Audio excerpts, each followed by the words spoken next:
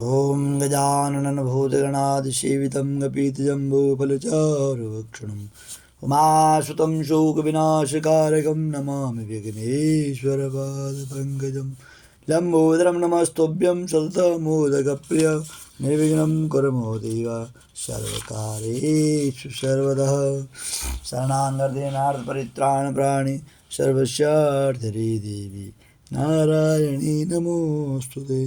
कृष्णाय वासुदेवाय हरे परमात्मने प्रणतक्लेशनाशाय गोविन्दाय नमो नमः। सच्चिदानन्दरूपाय विश्वोत्पत्त्यादिहेतवे तापत्रयविनाशाय श्रीकृष्णाय वयं नमः। यं प्रव्रजन्तमनपेतमपेतकृत्यं द्वैपायनो विरहकातर आजुहाव पुत्रेति तन्मयतया तर्वोऽमिनेन्दु तं सर्वभूतदयां मुनिमानतोऽस्मि। हरे कृष्ण कृष्ण कृष्ण हरे हरे, हरे राम राम राम हरे हरे। हरे कृष्ण कृष्ण कृष्ण हरे हरे, हरे राम राम राम हरे हरे। बोले बाल मुकुंद भगवान की जय, कृष्ण बलदेव की जय, सत्य सनातन धर्म की जय, पुरुषोत्तम मास की जय, पुरुषोत्तम महात्म्य की जय। आइए आज पुरुषोत्तम अधिक मास 20वां अध्याय।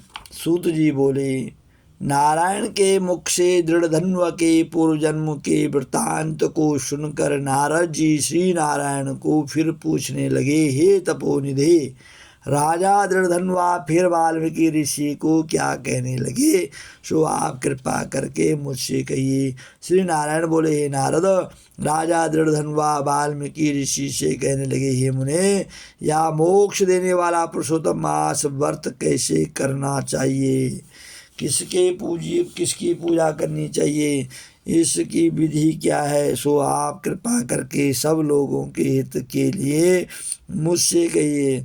वाल्मीकि मुनि बोले, हे राजन,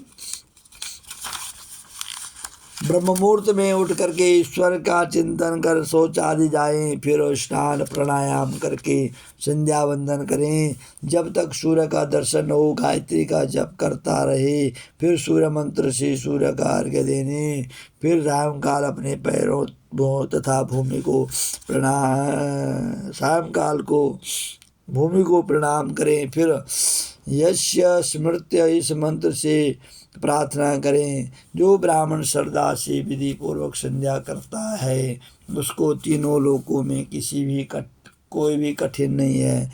यह सब कृत्य दिन से पूर्व भाग का है। इस तरह नित्य कर्म करके हरि का पूजन आरंभ करें।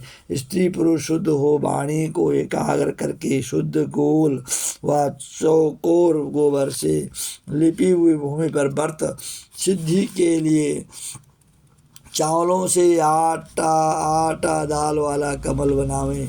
फिर स्वर्ण चांदी अथवा तांबे या मिट्टी का नवीन चित्र रहित शुद्ध कलश उस मंडप के ऊपर स्थापित करें।